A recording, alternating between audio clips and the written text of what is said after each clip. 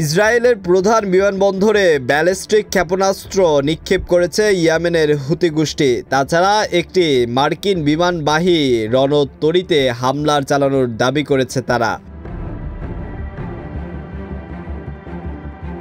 রবিবার ভোরের দিকে ইসরায়েলি ভূখণ্ড লক্ষ্য করে ক্ষেপণাস্ত্র হামলা দাবি করেছে গোষ্ঠীটি। প্রতিবেদনে বলা হয়, এদিকে ইসরায়েলের সামরিক বাহিনীও ইয়েমেন থেকে আসা একটি ক্ষেপণাস্ত্র ভূপাতিত করা হয়েছে বলে জানিয়েছে।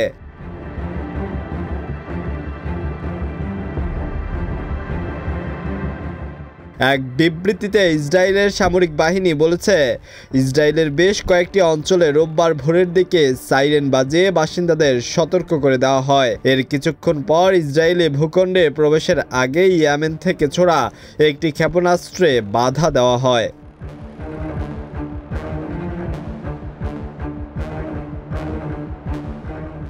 ইসরায়েলের বিমানবাহিনী ক্ষেপণাস্ত্রটি ভূপাতিত করেছে বলে সেনাবাহিনীর বিবৃতিতে জানানো হয়েছে। চলতি সপ্তাহে ইসরায়েলের ইরান সমর্থিত গোষ্ঠীটির কয়েক দফা ক্ষেপণাস্ত্র হামলার পর রোববারের এই হামলার ঘটনা ঘটে।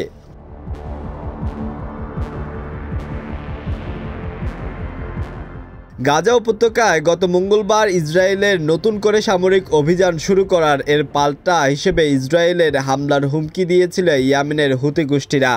এর আগে শুক্রবার ইসরায়েলের সামরিক বাহিনীর এক বিবৃতিতে ইয়েমেন থেকে ছোড়া আরেকটি ক্ষেপণাস্ত্র ভূপাতিত করার দাবি জানানো হয়।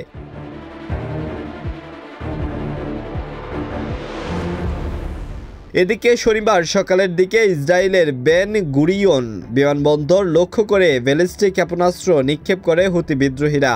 গত 2 দিনের মধ্যে তৃতীয়বারের মতো ইসরায়েলে ক্ষেপণাস্ত্র ছোড়া হয়েছে বলে জানায় ইয়েমেনের এই সশস্ত্র গোষ্ঠীটি।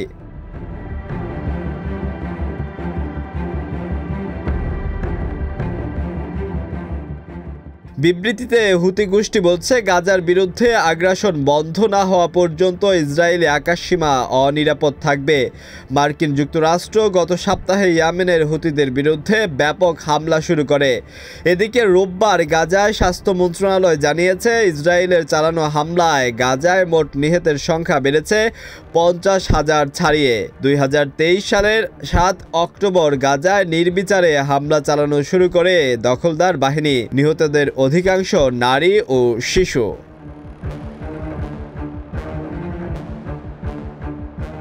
আলওয়ান খান, ঢাকা প্রকাশ।